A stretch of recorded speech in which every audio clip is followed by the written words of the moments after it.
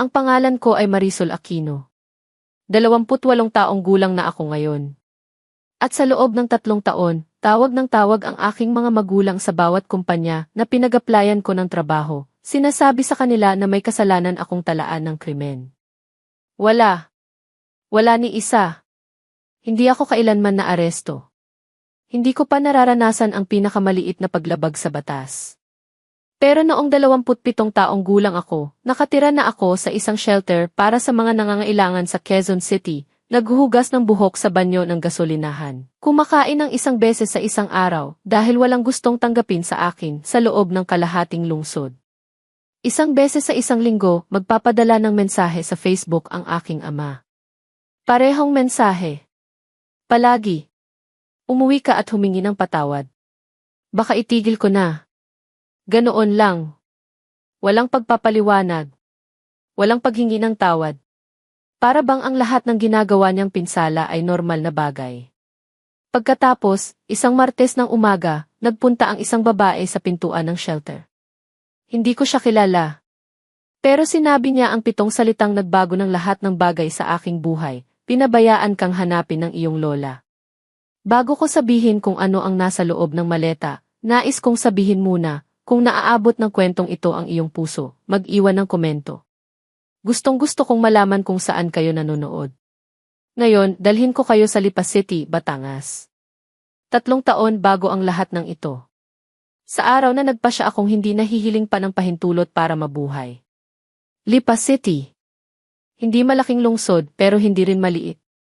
May malalaking pamilya rito na kilala ng lahat. Ang Aquino. Kami iyon. Sa labas ng aming bahay, respetadong pamilya kami. Ang aking ama, si Rolando, ay nagtatrabaho sa East, matagal ng empleyado ng munisipyo, kilala sa mga pulong at pagdiriwang. Ang aking ina, si Natividad, o Igneti, para sa lahat, ay aktibo sa koro ng simbahan at sa Barangay Women's Committee. Sa papel, ang Aquino ay ang pamilyang tinuturo ng mga tao bilang halimbawa. Sa loob ng aming tahanan, ibang patakaran ang namumuno. Wala akong sariling susi sa bahay hanggang 20 taong gulang na ako. Hindi ako pinapayagang lumabas ng hindi nag-uulat. Noong 14 na taong gulang pa ako, nagsimula na akong magtrabaho tuwing Sabado sa tindahan ng isang kamag-anak, pinakamaliit na sahod, walang espesyal. Ang lahat ng aking kita ay napupunta agad sa joint bank account na binuksan ng aking ina para sa kaligtasan. Hindi ko nakita kahit isang statement. Hindi ko sila tinanong. Ganoon lang ang sistema sa amin. Nag-aral ako ng mahusay. Nag-honor student sa high school. Nagkaroon pa ng guro na nagsabing pwede akong kumuha ng scholarship. Dinala ko ang mga brochure ng kolehiyo sa bahay. Hindi pa binubuksan ng aking ama ang mga ito nang sabihin na niya, ang kolehiyo ay para sa mga hindi marunong magtrabaho ng tama. Kaya nanatili ako. Naglinis. Nagluto. Nakinig. Tiniis. Hanggang sa isang araw, habang naghugas ng pinggan sa kusina, may isang iniisip na dumating sa aking utak tulad ng isang bato na itinapon sa bintana. Magta-35 taon na ako. Nakatayo pa rin sa parehong lugar na ito, ginagawa ang parehong bagay. Natakot ako sa iniisip na iyon higit pa sa anumang narinig ko mula sa aking ama. Sa bayan ng Lipa, kilala ang Aquino bilang pamilyang marangal at mapagkakatiwalaan. Nagtatayo ang aming bahay sa isang maayos na sulok ng Barangay Marauoy, pintuan na may rehas, hardy na may kaserola at palaisdaan. Tuwing linggo, suosuotan kaming lahat ng maayos para sa misa sa katedral. Pagkatapos ng misa, tayo ay kumakain sa pinakapiling restaurant sa bayan, hindi para sa kasiyahan, kundi para makita ng mga tao. Si Tatay Lando ay isang taong formal. Maayos ang buhok, laging may puting kemedya sa trabaho. Matagal na siyang empleyado sa Tikisk ng Lipa, tumutulong sa pagpoproseso ng mga dokumento, koordinasyon ng mga opisina. Sa mata ng mga tao, maaasahan siya. Sa loob ng bahay, iba ang mukha niya. Hindi siya maingay. Hindi niya kailangang sumigaw. Sapat na ang isang tingin, isang tango ng ulo, para malaman ng lahat na hindi dapat salungatin si Tatay Lando. Si Nanay Neti naman ay ang uri ng ina na tinatawag na blessed ng mga kapitbahay. Laging may daladalang pagkain para sa karatig pamilya, laging nakaangkop ng ngiti sa simbahan. Pero sa loob ng tahanan, siya ang nagtatago ng susi sa lahat. Hindi lang susi ng pintuan, susi ng aking mga dokumento, ng aking kita, ng aking hinaharap. Alam niyang lahat ang nangyayari sa buhay ko dahil kontrolado niya ang lahat ng entrada at labasan ng aking mundo. Mayroon pa kaming kapatid na si Marco, 2 taon na bata sa akin. Si Marco ay golden child, walang inaasahan sa kanya. Pwedeng lumabas ng walang tanong. Pwedeng magbago ng trabaho. Pinoprotektahan siya ng aming mga magulang ng ibang paraan, hindi siya pinipigilan, pinipili lang ng landas para sa kanya. Ngunit kay Marie, ang landas ay wala. Kailangan kong manatili sa bahay. Kailangan kong maging available. Kailangan kong maging kapaki-pakinabang. Palagi akong luto ng almusal, tanghalian at hapunan. Naglilinis ng buong bahay tuwing Sabado.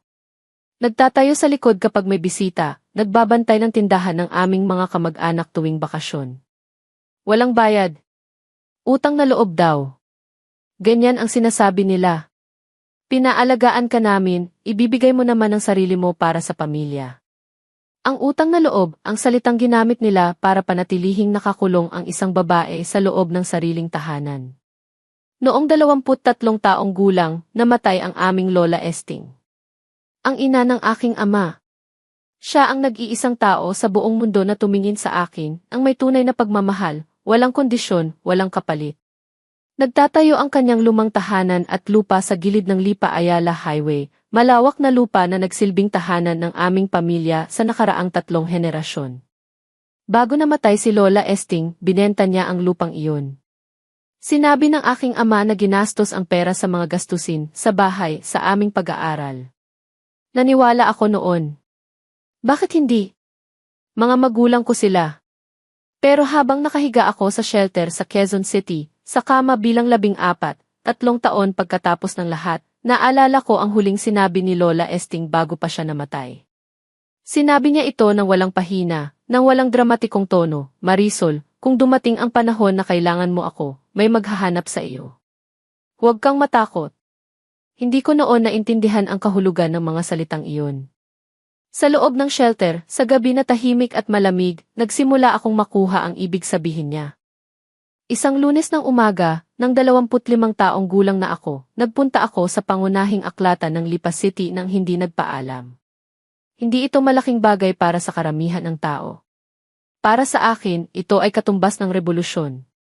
Umupo ako sa harap ng isang computer, at doon sa tahimik na sulok ng aklatan, sa pagitan ng mga tao na nagbabasa ng pahayagan at mga bata na gumagawa ng takdang aralin, lumikha ako ng sariling email address sa unang pagkakataon sa aking buhay. Hindi ang family email na ginagamit namin. Ako lang. Marisol Aquino. Naghanap ako ng trabaho sa internet. Nakakita ko ng posting para sa isang opisina ng logistics sa Lima Technology Center dito pa rin sa Batangas, receptionist, 5 araw sa isang linggo, may bayad na 18,000 bawat buwan. Hindi malaki. Pero sapat para makapagsimula. Nagpadala ako ng application gamit ang 2 daliri na nagtatype ng mabagal sa keyboard. Pinindot ko ang key send bago pa man magbago ang aking isip. 2 araw pagkatapos may tumawag. Nais nila akong makita para sa isang pakikipag-usap. Kinabukasan ng Miyerkules ng umaga. Bumaba ang aking tiyan. Positibong nerbiyos. Sa unang pagkakataon sa mahabang panahon, may pag-asa akong naramdaman. Nang araw na iyon sa hapunan, may kakaibang katahimikan sa mesa. Hindi ako nakiusap ng pahintulot. Hindi ko sinabi kung saan ako pupunta. Pero nakita ko ang paraan ng pagtingin ng aking ama, isang mabilis na sulyap na may kasamang isang bagay na hindi ko agad mabigyan ng pangalan. Nag-ipon ito sa aking dibdib tulad ng isang ulap. Kinabukasan, sumakay ako ng jeepney papunta sa Lima Complex. Maayos ang opisina. Malamig ang aircon. Maingat ang EFE officer na kausap ko, si Guy Villafuerte, mahinahon ang tinig. Nakaupo ako sa harap niya nang may buong kagalakan, inilalagay ang aking mga kamay sa ibabaw ng mesa. Pagkatapos ay huminto siya. Tumingin sa papel. Tumingin sa akin. Ian Aquino, may natanggap kaming tawag kahapon. Sinabi ng tumatawag na mayroon kang nakaraang kasong kriminal, pagnanakaw ng pera. Nais ko lang ma-verify. Parang nawala ang hangin sa paligid ko. Wala pong katotohanan iyon. Wala po akong record. Kahit blotter sa barangay, wala. Tumingin siya ng matagal. Nakita ko ang pagdududa sa kanyang mga mata. Gusto niyang maniwala sa akin, pero may boses sa telepono na nag-ingay ng iba. Pasensya na po, Yunat Aquino. Kailangan naming maghanap ng ibang kandidato. Sumakay ako ng jeepney pauwi na walang musika, walang luha. Bintana lang at tunog ng makina. Nang dumating ako sa bahay, nakaupo si Tatay Lando sa sala na may hawak na pahayagan. Tumingin siya sa akin ng isang saglit lamang. Kumain ka na ba, anak? Ganoon lang. Walang pagtatanong. Walang pagkabigo sa mukha. Nag-upo ako sa hapagkainan nang may iniisip na hindi ko nais tanggapin. Alam ba nila? Hindi pwede. Mga magulang ko sila. Ang mga magulang ay hindi ganoon. Ito ang ika-4 na beses na pinigilan ng isang misteryosong tawag ang aking pagkakataon sa trabaho. Ngunit sa pagkakataong ito, may isang bagay na nagsimulang kumilos sa aking loob. Hindi galit. Hindi takot. Isang mapayapang katanungan, anong katotohanan ang tinatago nila sa akin? 6 na linggo ang lumipas mula nang mawala ang trabaho sa 5. Sa loob ng 6 na linggong iyon, nag-apply ako sa 3 lugar pa, isang opisina ng GII sa Tanauan, isang warehouse sa Sto. Tomas, at isang tindahan ng damit sa Lipa. Lahat ng 3 ay tumawag sa akin para sa pakikipag-usap. Lahat ng 3 ay nagpaalam pagkatapos ng 2 araw. Ang tagapamahala ng Lipa ay ang nag-isa na naging tapat sa akin. Isang babae na nagngangalang Ate Rose, matagal nang nagtratrabaho sa mall. Bago ko pa siya itanong, ibinaba niya ang boses. Nag-email sa amin ang isang tao na nag-claim na kamag-anak ng bahay niyo. May kasamang blotter mula sa barangay, sinasabing may kasong estafa ka. Tumigil ang puso ko. Blotter. Hindi na lang tawag sa telepono. Dokumento na ngayon. Gabi ng iyon, naghintay ako hanggang matulog ang aking mga magulang. Dahan-dahang naglakad sa pasilyo patungo sa kwarto ng pagtatahiin ni nanay. Ang silid na ito niya lamang, puno ng tela at mga karayom at larawan ng mga santo. Binuksan ko ang kahon ng mesa niya. Nakatago sa ilalim ng mga sinulid at lumang sobre, isang maliit na asul na notebook. Dahan-dahan ko itong binuksan. Ang sulat kamay ng aking ina. Maayos, masinop, katulad ng kanyang sulat sa birthday cards. Sa kaliwang hanay, mga pangalan ng kumpanya. Lima Technology Receptionist. Lipa GC, GIS Tanawan. Warehouse to. Thomas. Sa kanang hanay, mga pulang tsek. Bawat lugar na pinag-applyan ko, may tsek. Bawat kumpanya na tumanggi sa akin, may tsek na katabi. Nakatayo ako sa gitna ng madilim na silid. Hawak ang notebook. Hindi kinakailangan ng anumang akusasyon. Narito na ang ebidensya sa aking mga kamay. Mayroon silang listahan. Sinisigurado nilang walang titanggap sa akin. Hindi ito paranoia. Hindi aksidente. Ito ay isang sistemadong plano ng aking sariling mga magulang para panatilihing walang buhay ang kanilang anak. Pinilit kong ibalik ang notebook sa kabinet ng dahan-dahan ng eksakto sa dating posisyon. Bumalik ako sa aking kwarto at humiga sa kama ng bukas ang mga mata. Humingi ng tulog ang katawan ko pero hindi pumayag ang utak. Isang tanong lang ang paulit-ulit na lumitaw sa aking isip sa buong gabi. Paano mo lalabanan ang mga taong sinasaktan ka habang inaangkin nilang iniingatan ka? Kinabukasan ng umaga, inilagay ko ang notebook sa ibabaw ng hapagkainan. Naghihintay ako. Nagpoporma ng salita sa aking ulo. Si nanay ay nagbubuhos ng kape nang dumating si tatay mula sa kwarto. Karaniwan na ang eksena, almusal, umagang tahimik. Pagkatapos ay tumingin si nanay sa notebook. Natigil ang kamay niya sa pagbuhos. Nanay, sabi ko. Ipaliwanag mo ito. Sa loob ng 3 segundo, nagbago ang lahat. Nagsimulang lumuha si Nanay Nettie. Hindi mabagal, bigla, tulad ng pag-ulan. Bakit mo pinasok ang kwarto ko? Binukas mo ang mga gamit ko. Ang boses niya ay puno ng galit na maihalong pagkabigo, pero hindi galit sa ginawa niya. Galit na natuklasan siya. Tinawagan mo ang mga pinag-applyan ko, nanay. Lahat sila. Sinabi mong may krimen akong record. Ginawa ko iyon dahil mahal kita. Pinindot niya ang kanyang dibdib. Ang mundo sa labas ay mapanganib, Marisol. Hindi mo alam ang mga nangyayari sa isang babaeng nag-iisa. 25 taong gulang na ako, nanay. Hindi na ako bata. Naglagay si Tatay Lando ng tinapay sa toaster ng dahan-dahan para bang walang nangyayari. Nang lumingon siya, mahinahon ang mukha niya. Katakot-takot na kalmada. Pinipigilan ka namin para sa iyong kapakanan, Marisol. Akala mo kaya mong mabuhay ng mag-isa? Hindi ka handa. Nagluto ako ng lahat ng pagkain sa bahay na ito mula ng 16 na taong gulang ako. Handa na ako mula noon. Hindi siya tumugon doon. Nagpapatuloy lang siya ng almusal. Itigil mo ito. Huwag mong gamitin ang iyong kapatid para maakit ka. Kung magrereklamo ka sa barangay, ikaw ang hahawak ng kahihiyan ng pamilya. Kung hindi kayo titigil, sabi ko, matatag ang boses, aalis ako. Hindi kumibo si tatay. Tumingin siya sa akin nang parang tinitimbang ako. Lumabas ka ng pintuan, wala kang maidadala. Walang pera. Walang dokumento. Wala kang pagkakataon. Akala ko nagtatakot lang siya. Mali ako. Gabi ng araw na iyon, nagpack na ako.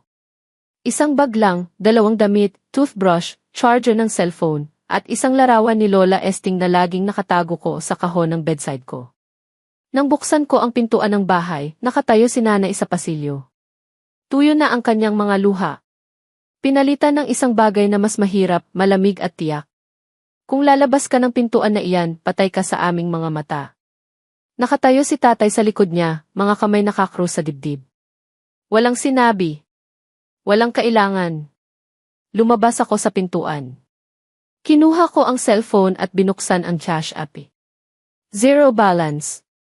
Ang lahat ng perang pinagpagalan ko mula noong teenager ako, nawala. Nasa account pa rin ang aking ina dahil siya ang nagbukas nito noong wala pa akong 17 taon. Lakad na lang ang natitira sa akin. Sa dilim ng gabi sa Lipa City, naglakad ako patungong gasolinahan sa kalsada, umupo sa bangketa sa ilalim ng maliwanag na ilaw. Sa bulsa ko, 340 at isang sirang cellphone na naubos na ang baterya. Wala akong busy. Wala akong plano. Wala akong matutulungan. Pero sa unang pagkakataon sa 25 taon ng aking buhay, walang nagagawa sa akin ng aking mga magulang. Wala na silang hawak. 2 araw akong nag-survive sa Lipa gamit ang 340, tubig, pandesal, at ang awa ng isang tindero sa palengke na nagbigay sa akin ng nalabis na kanin.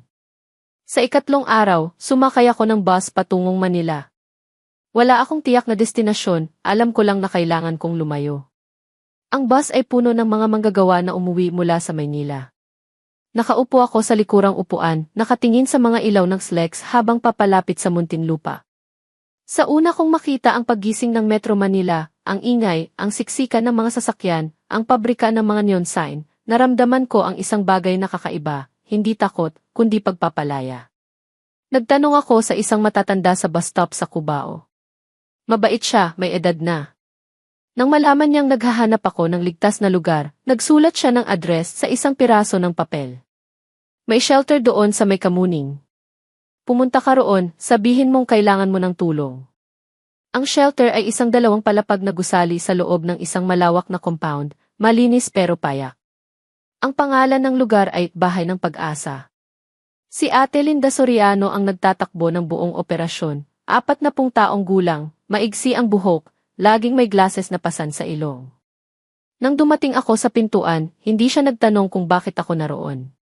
Ibinigay niya sa akin ang isang tuwalya at itinuro ang kama bilang 14 sa malaking kwarto. Hindi kailangan na magpaliwanag kung bakit ka nandito, sabi niya. Kailangan mo lang na gusto mong bumangon ulit. Ang pinakabata akong nakatira sa shelter ng halos 15 taon. Ang karamihan ng mga kasama ko ay matatanda, may mga inang nagtatago mula sa abusibong asawa, may mga lola na walang pagtitirhan. Pero tinanggap nila ako nang walang tanong. Nagsimula akong magtrabaho para sa dagdag na pagkain, naghuhugas ng pinggan, nagwawalis ng pasilyo, nag-aayos ng bodega. Kailangan kong gumalaw. Kailangan kong maramdaman na maihalaga pa rin ako. Sa loob ng shelter, nagsimula rin akong kumilos para sa aking mga dokumento. Nag-apply ng bagong kopya ng birth certificate sa SSC. Pumunta sa barangay para sa sedula, nagtangkang kumuha ng GI mula sa EDF. Ang SDF clearance ang pinakamasakit dahil walang address, walang kasama ng dokumento.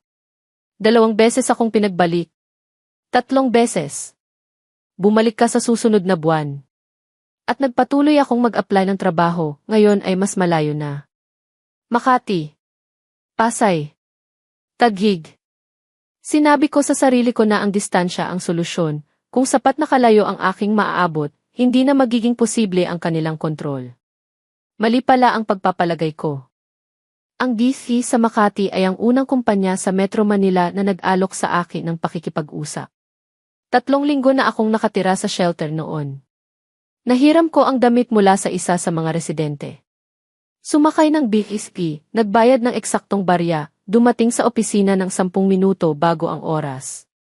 Ang AEC manager ay isang lalaking nagngangalang E. Reyes, payat, seryoso. Maganda ang pakikipag-usap, sinuri niya ang aking mga sagot, tumingin sa akin ng may tunay na interes. Naramdaman ko na malapit na akong makapasok sa trabaho. Pagkatapos, kinabukasan tumawag siya. At Aquino, nagsagawa kami ng background check. May natanggap kaming email, may kasamang dokumento na mukhang opisyal na police blotter mula sa isang barangay sa Lipa. Nagsasabing may kasong estafa ka na naghihintay ng resolusyon. Hindi ako tumawa. Hindi ako umiyak. Naupo lang ako sa kama bilang 14 at nag-isip. Blotter. Hindi na lang tawag, dokumento na ngayon. Naalala ko ang sinabi ng tagapamahala ng Lipa. Naalala ko ang notebook ni nanay na may pulang tsek. At naalala ko ang trabaho ng aking ama sa TST. Matagal na siyang empleyado ng munisipyo, pamilyar sa mga pormato ng opisyal na papel, may kaalaman kung paano gumawa ng dokumentong mukhang tunay. Hindi nangangailangan ang tunay na seal. Kailangan lang ng tamang hitsura. Ang masamang balita ay sumunod pa. Nang pumunta si Ate Linda sa silid ko isang gabi, may hawak siyang telepono ng may kakaibang mukha. Marisol, may tumawag kanina, nagpakilalang social worker mula sa SEFE. Sinasabi niyang ikaw ay may dokumentadong kasaysayan ng karahasan at naglalagay ng panganib sa ibang residente. Ang silid ay lumamig sa paligid ko.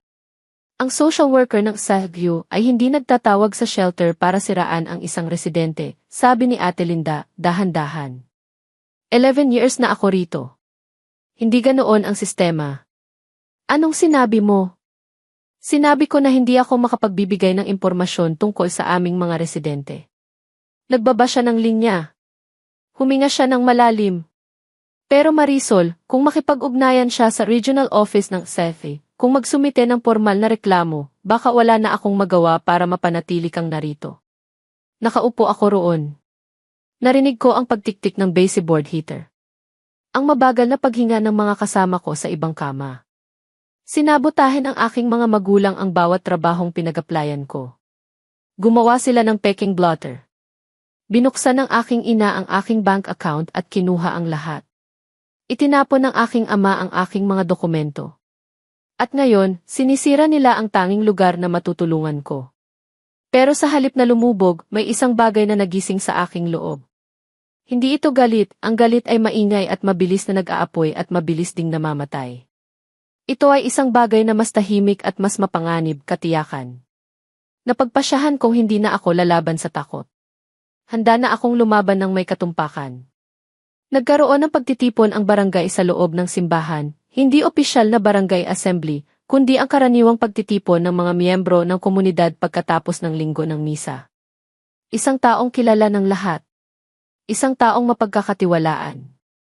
Ganoon si Rolando Aquino sa mata ng mga tao sa Lipa. Nalaman ko ang tungkol dito mula sa aking dating kapitbahay, nagtanggap ng mensahe sa Facebook. Nagpadala ng screenshot si Ate Gina ng mensahe na ibinahagi sa isang grupo ng mga nanay sa barangay. Si Rolando Aquino ay nagpahayag sa pagtitipon, sinabi niyang nag-aalala sila para sa kanilang anak na umalis ng walang paalam, baka naakit ng masamang tao o nasa panganib. Naglagay pa ng linya ang aking ama, kung mayroon kayong nalalaman sa kinabibilangan ng aking anak, pakisabi sa amin. Labis kaming nagdurusa bilang pamilya. Sa Facebook post, maraming nagkomento ng empatya. Magbalik ka na, Marisol. Ang magulang ay palaging tama. Huwag palakasin ang iyong sariling katigasan. Mga taong hindi alam ang buong kwento. Mga taong nakita lang ang mukha ng isang mapagmahal na ama.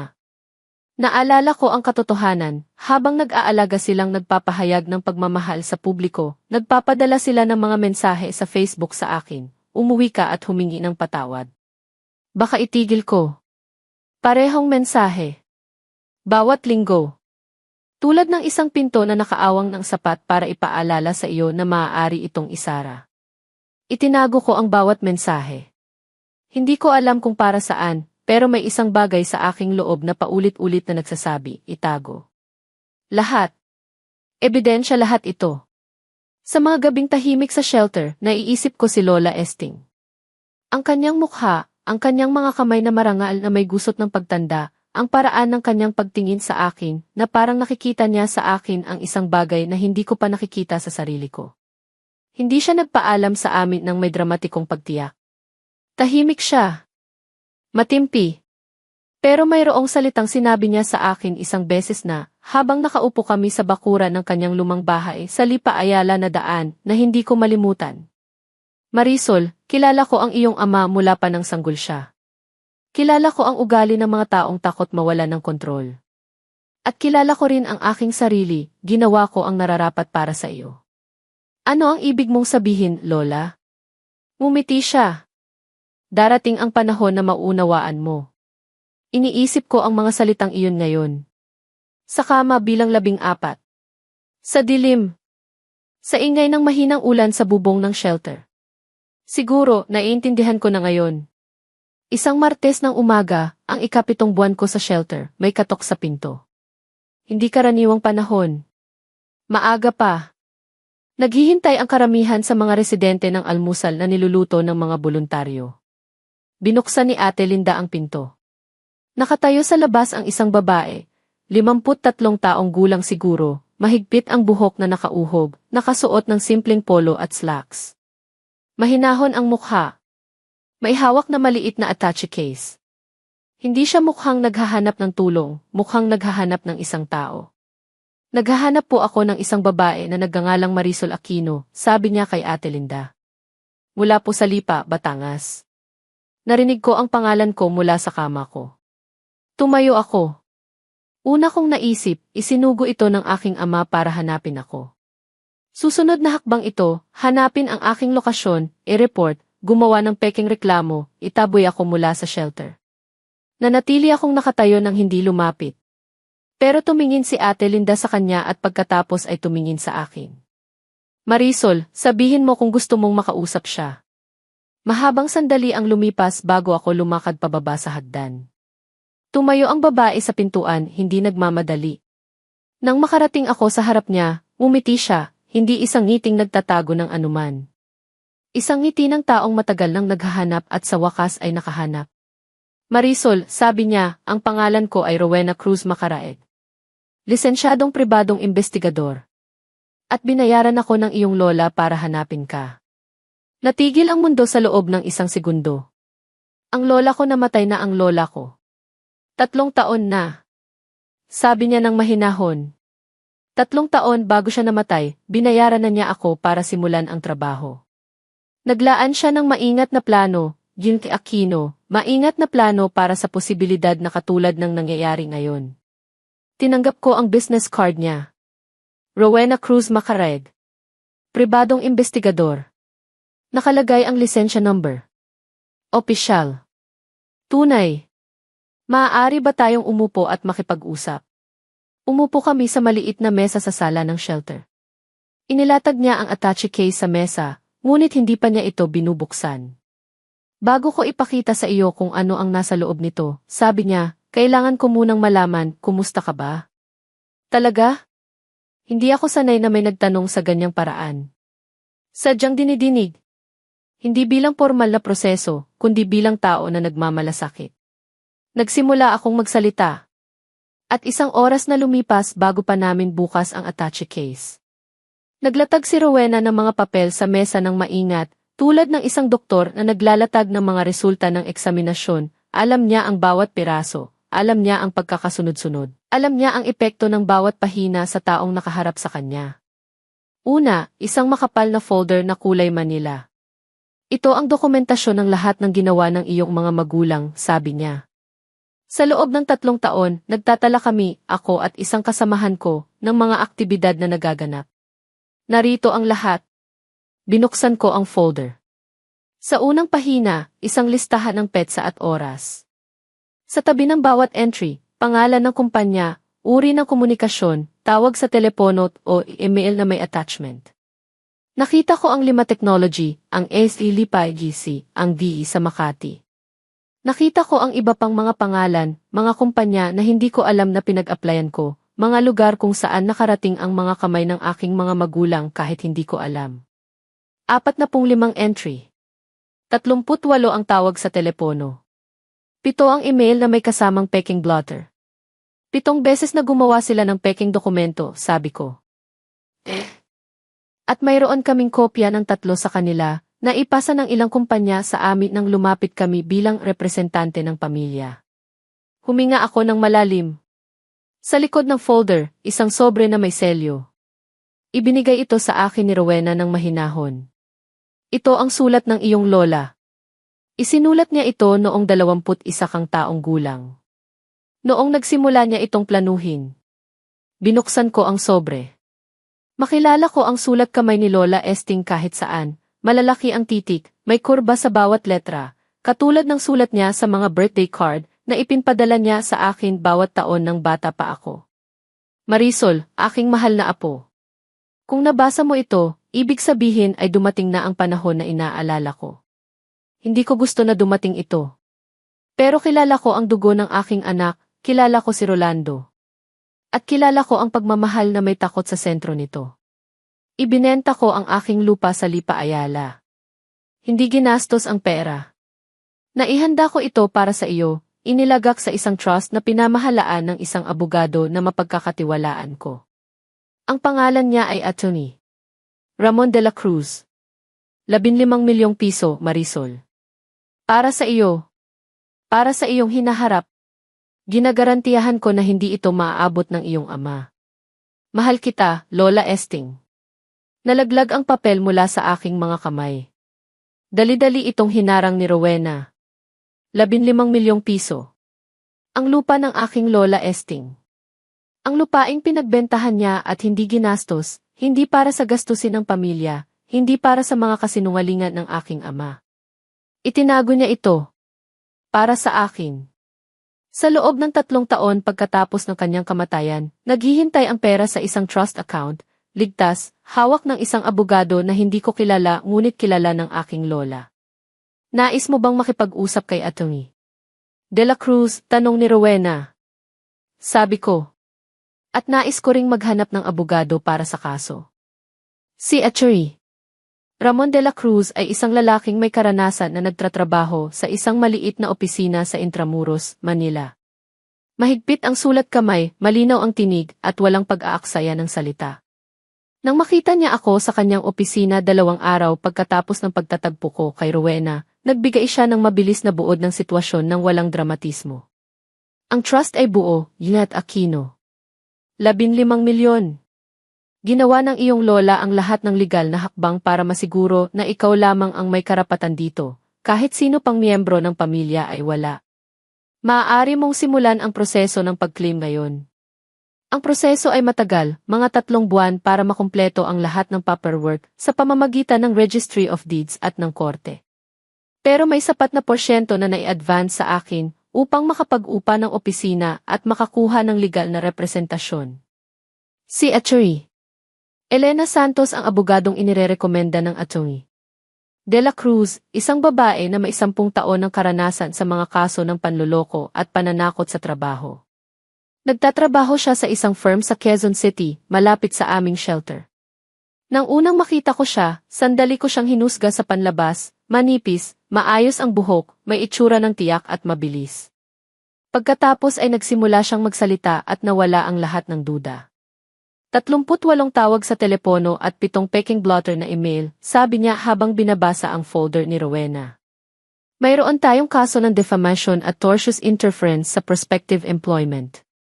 Maaari rin nating isama ang usapin ng kinuha nilang pera mula sa iyong account. Pupwede ba talaga? Ang tanong ay hindi kung mananalo tayo, sabi niya ng matatag, kundi kung ilang paraan ng panalo ang pipiliin natin. Nagsampa kami ng kaso sa KIIS ng Lipa City, isang civil case para sa defamation at pakikialam sa karapatan sa trabaho.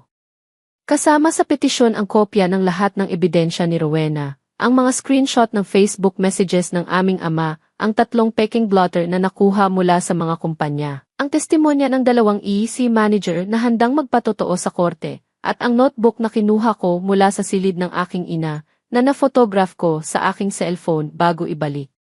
Nang ma-serve ang summons kay Rolando Aquino sa bahay sa Marauoy, Lipa, isang Lunes ng umaga, nagpadala siya ng mensahe sa Facebook sa loob ng 1 oras, sana pag-isipan mo ang ginagawa mo sa aming pamilya. Isinave ko rin ang mensaheng iyon. Hindi tahimik na tumanggap ang aking ama sa kaso. Si Rolando Aquino ay nagtatrabaho sa TRISC ng Lipa sa loob ng mahigit 20 taon. May koneksyon sa munisipyo. May kakilala sa barangay. At ginamit niya ang lahat ng iyon. Una, nagpadala siya ng liham sa korte, isinulat daw ng isang abogado, hindi formal, pro bono, kaibigan ng pamilya, na nagsasabing ang kasong ito ay kapwa kapamilyang alitan na hindi nararapat na lumapit sa sistema ng hustisya. Tumanggi ang korte na payagan ang pagtatanggal ng kaso batay sa liham na iyon. Ikalawa, nagpunta siya sa kapwa mga miyembro ng barangay at komunidad sa simbahan para ilarawan ang kwento sa kanyang perspektibo. Nagpadala ng mensahe sa Facebook sa mga kaibigan ng pamilya, ang aming anak ay nasa impluwensya ng mga taong gusto siyang paghiwalain sa amin. Nananalangin kami. Maraming nagtanong sa akin, dating mga kaibigan mula sa Lipa, mga kamag-anak na narinig ang balita. Hindi lahat ay suportado ako. Ilang tiyahin ang nagpadala ng mensahe, Marisol, isipin mo ang iyong mga magulang. Ang iyong ama ay umiiyak. Ang aking kapatid na si Marco ay nagsulat ng 1 beses, alam ko na mali ang ginawa nila, pero hindi mo ba maituring kung paano ito makakaapekto sa kanilang trabaho? Sa kanilang trabaho. Hindi sa aking kinabukasan. Sa kanilang trabaho. Sumagot ako ng mahinahon kay Marco, mahal kita, Marco. Pero ang pagtatanggol sa kanila sa ngayon ay hindi ko maaaring huwag pansinin. Sa kabilang dako, nagtatanggal ng abogado si Tatay Lando. Ang kaibigan niyang nagsulat ng liham ay tumalikod sa kaso, sinabi niyang hindi niya kayang hawakan ang isang kaso na labag sa kanyang konsyensya. Kaya naman nang dumating ang araw ng unang hearing sa KIIS ng Lipa, pumasok si Tatay Lando ng walang legal na representasyon. Nakatayo si Atty. Elena Santos sa harap ng korte, maayos, handa, may kompleto na dokumentasyon. Sa gilid ko siya nakatayo. Naramdaman ko ang kanyang presensya, tulad ng isang pader na nagpoprotekta sa akin, hindi sa pamamagitan ng lakas, kundi sa pamamagitan ng katotohanan. Si Tatay Lando ay nakaupong nakatitig sa mesa ng depensa. Hindi niya makita ang notebook. Hindi niya makita ang mga screenshot. Hindi niya makita ang mga sertipiko mula sa mga GC manager. Pero nakita niya ako. Tumingin siya sa akin sa unang pagkakataon pagkatapos ng maraming buwan. Wala akong nakita sa kanyang mga mata na nagbibigay ng pagbabago. Katigasan. Pagtanggi. At sa likod nito, takot.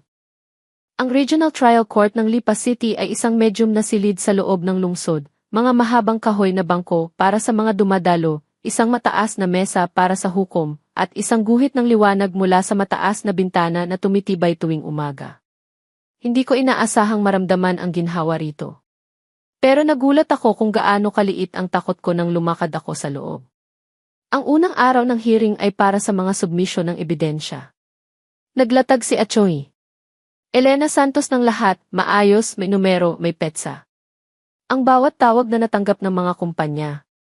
Ang mga screenshot ng mga mensahe sa Facebook na ipinadala ng aking ama. Ang kopya ng 3 peking blotter na email.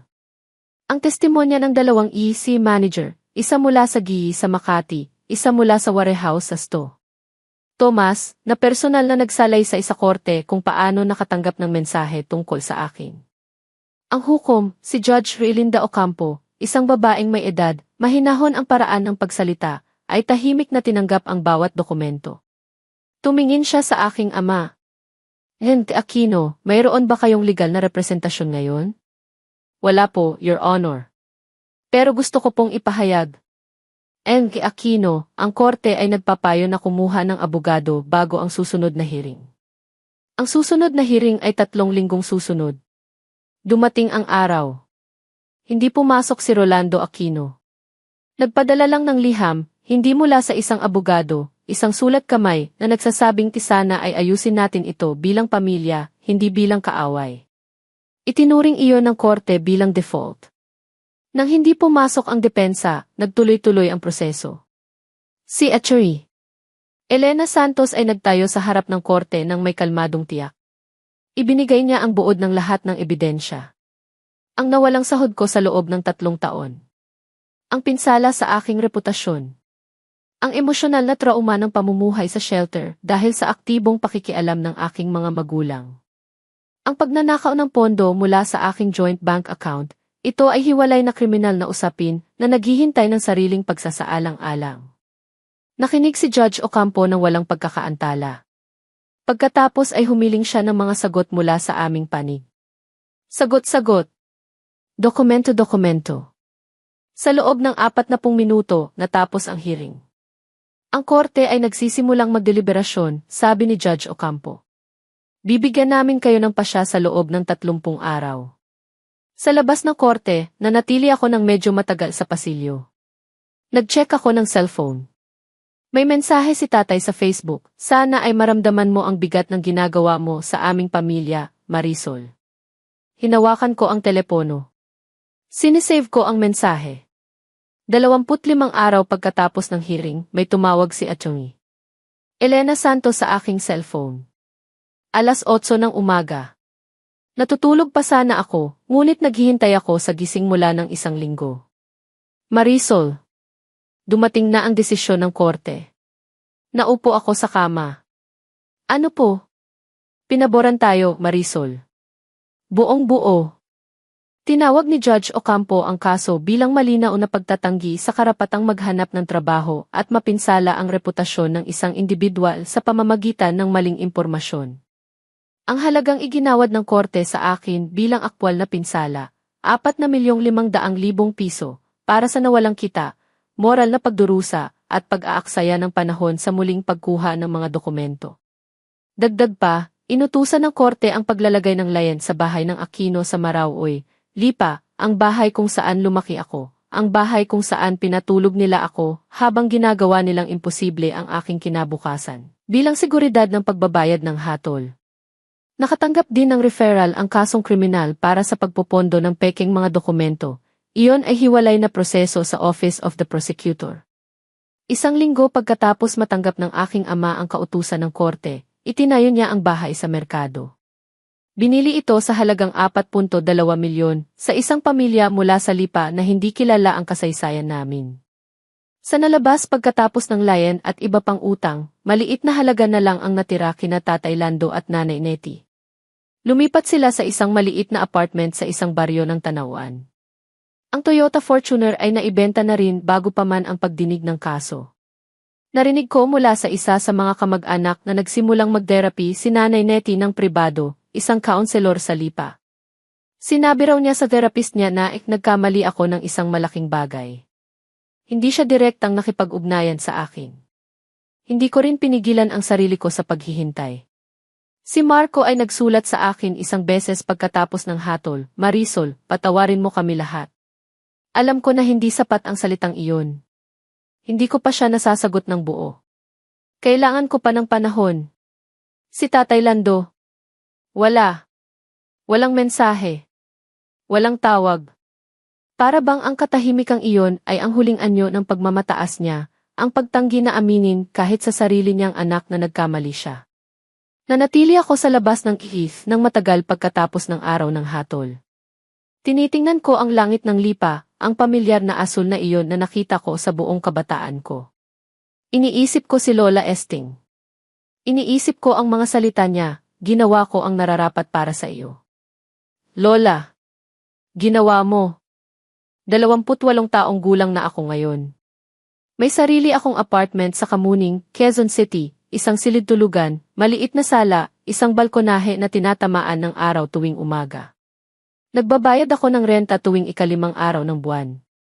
Walang nagpapaalala sa akin. Walang nagtatanong kung saan ang kita ko. Ito ang aking pera, aking pangalan, aking bahay.